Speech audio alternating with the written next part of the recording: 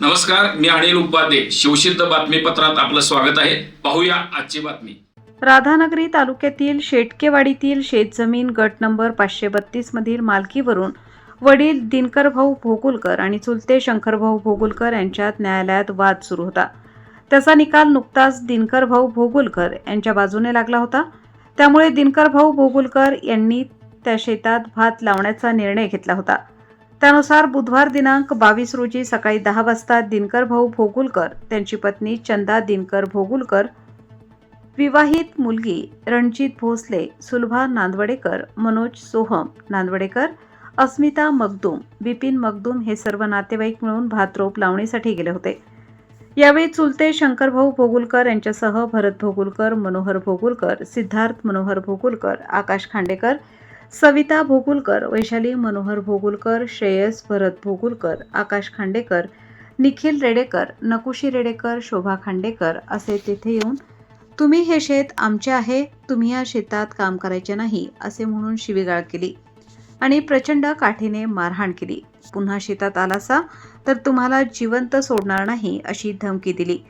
तरी माझी शंकरभाऊ भोगुलकर, भरत शंकर भोगुलकर, मनोहर शंकर भोगुलकर, सिद्धार्थ मनोहर भोगुलकर, सविता भरत भोगुलकर, वैशाली मनोहर भोगुलकर, श्रेयस भरत भोगुलकर सर्व राहणार शेटकेवाडी राधानगरी, आकाश खांडेकर, निखिल रेडेकर, नकुशी रेडेकर, शोभा खांडेकर सर्व राहणार बनाचीवाडी तालुका राधानगरी यांच्याविरुद्ध माझी तक्रार असल्याची नोंद नियती रणजित भोसले यांनी राधानगरी पोलीस ठाण्यात केली आहे.